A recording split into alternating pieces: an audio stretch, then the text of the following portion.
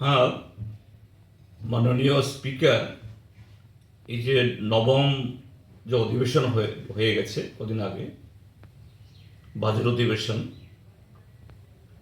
এটার প্ররোগেশন হয়নি। অর্থাৎ বিধানসভার বিধি অনুযায়ী যদি কোনো অধিবেশন শেষ হলেও, সাইনেডাই হলেও, এটা প্ররোগেশন না হয় রাজ্যপালের অনুমোদন সহকারে, এই অধিবেশনটা জীবন্ত থেকে যায়। মাঝখানে আবার মাননীয় স্পিকার তিনি এই অধিবেশন আবার ডাকতে পারেন, যেটাকে বলা হয় রিঅ্যাসেম্বল করা।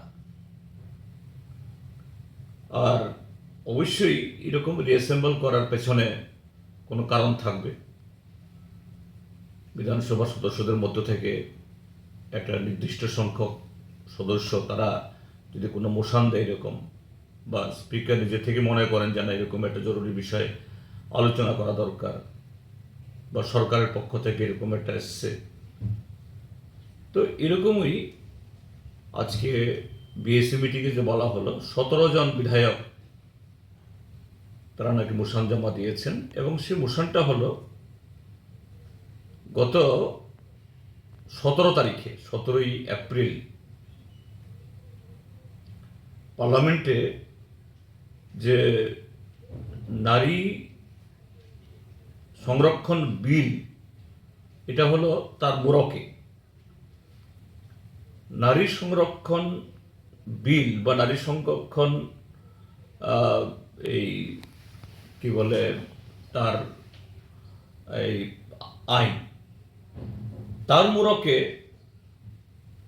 শাসক দল ভারতীয় জনতা পার্টি যে আগামী 2029-এর লোকসভার নির্বাচনের আগে সংসদের সদস্যদের সংখ্যা বাড়াবেন,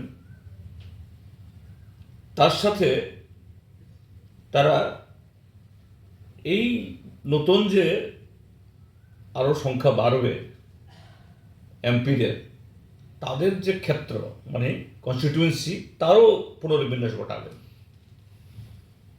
এটাকে যুক্ত করে একটা বিল এনেছে অত্যন্ত ধূর্ততার সাথে, অত্যন্ত যে কি বলে স্বার্থপর বা খুবই উদ্দেশ্যপ্রণোদিতভাবে, যাতে আগামী নির্বাচনগুলোতে দেশের পরিস্থিতি যাই হোক, ভারতীয় জনতা পার্টিকে যাতে কেউ আর হারাতে না পারে। কেন কথাটা বলছি? কারণ ইতিমধ্যে বিষয়টা সারা দেশে চর্চিত হয়েছে যে এই গত কয়েক বছরে বিভিন্ন কারণে দুটা রাজ্যের বিধানসভা নির্বাচনী ক্ষেত্রে পুনর্বিন্যাস হয়েছে। একটা হলো এই জম্মু কাশ্মীরে, আর একটা হলো আসাম। সাধারণত এরকম পুনর্বিন্যাস যদি হয়, একটা নিরপেক্ষ একটা কমিটি বা কমিশন তৈরি হয়, তারা ভৌগোলিক, সামাজিক, সাংস্কৃতিক, ভাষা, বিভিন্ন দিক এটাকে চুলচেরা বিশ্লেষণ করে এই পুনর্বিন্যাস হয়। কিন্তু নরেন্দ্র মোদীর নেতৃত্বে আমাদের দেশে সরকার গঠিত হওয়ার পর সেখানে সংবিধানের তার যে মূল স্পিরিট, আমাদের দেশের সব ধর্ম, বর্ণ, জাতি, সম্প্রদায়, তার সামাজিক, সাংস্কৃতিক, অর্থনৈতিক, ভৌগোলিক, এগুলোকে মর্যাদা দেওয়া, এগুলোর প্রেক্ষিতে এসব করা, এগুলি এখন পাঠ্যপুস্তকে সবটাই হলো for the BJP, of the BJP, only BJP. Jammu কাশ্মীরে এরকম 7টা নতুন এই কি বলে এই ক্যান্ডিডেট করা হয়েছে, এমনভাবে করা হয়েছে যে বিজেপি যাতে জিততে পারে তেমনভাবেই যে কোনো একটা সম্প্রদায়ের মানুষ, ধর্মীয় গোষ্ঠীর মানুষ, তাদেরকে বাদ দিয়ে আর একটা অংশের মানুষ তারা যাতে সংখ্যাগরিষ্ঠ হয়, ভৌগোলিক দিক থেকে সংযোগ না থাকলেও এগুলো অন্তর্ভুক্ত করে করা হয়েছে। এবং দেখা গেছে গেল এই জম্মু কাশ্মীর বিধানসভা নির্বাচনে ওই যে কটা আসনে করা হয়েছিল তার 7টার মধ্যে 6টাতে বিজেপি জিতেছে, অর্থাৎ এমনভাবে করা হয়েছে। ঠিক তেমনি আসামেও একই কায়দায়, এবং সেই কায়দাতেই তারা এখন সারা দেশের এই লোকসভা করতে চায়। এটা একটা। দ্বিতীয় হলো এই নারী সংরক্ষণ বিলের সাথে সাথে সংসদ সদস্য বাড়ানো, এমপিদের সংখ্যা বাড়ানো। কিভাবে বাড়াবেন?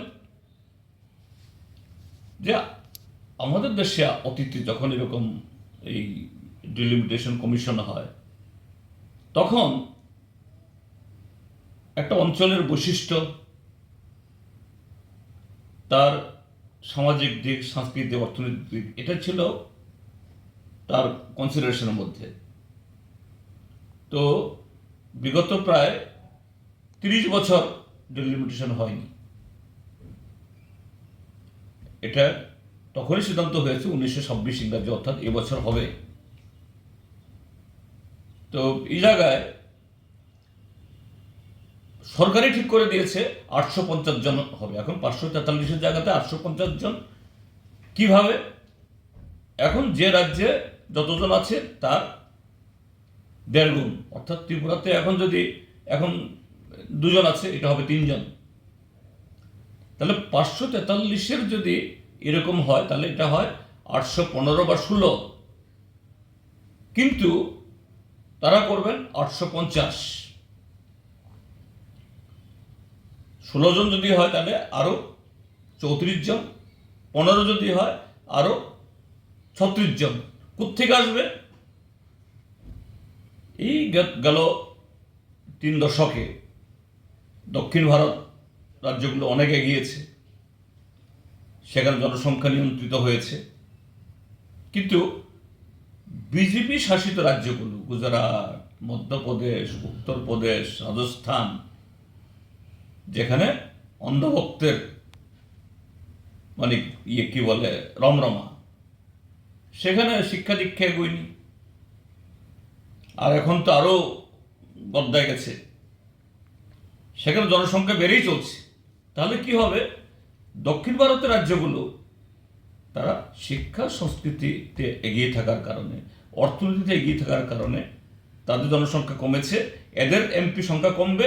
আর বিহার, উত্তরপ্রদেশ, রাজস্থান, গুজরাট, ওই ছত্তিশগড়, সেখানে এই নিরক্ষরতা, ভক্তি, এদের জনসংখ্যা বেড়েছে, এর এমপি বাড়বে। আগামী দিন ওইসব রাজ্যের মধ্যেই অন্ধভক্ত এমপি বাড়বে।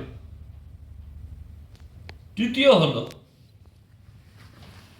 যে 2024-এর লোকসভার 1 বছর আগে হঠাৎ করে মোদী সরকার এই নারী সংরক্ষণ বিল এনেছে, যারা এর আগে কখনো নারী সংরক্ষণ বিলের পক্ষে কথা বলেনি। হঠাৎ করে গদগদ হয়ে গেল 2024-এ মহিলা ভোট টানার জন্য। কিন্তু যদি নারী সংরক্ষণটা যদি উদ্দেশ্য হয়, এতই যদি নারী দরিদ্র হয়, 2024-এ সংরক্ষণ চালু করা যেত 543 জনের মধ্যে। করেনি। তা তুমি করলে কেন? তাহলে তুমি যে 29-এ তুমি করতে চাও, কেন তুমি 23-এ তাহলে করলে? তাহলে সবটাই হলো রাজনীতি, যেন তেন প্রকার ক্ষমতায় টিকে থাকা রাজনীতি। এখন গত 16, 17, 18 তারিখে যখন নির্বাচন চলছিল 5টা রাজ্যে, বিরোধীদের সমস্ত অনুরোধ উপরোধ এটাকে অগ্রাহ্য করে 3 দিনের স্পেশাল সেশন আনা হলো।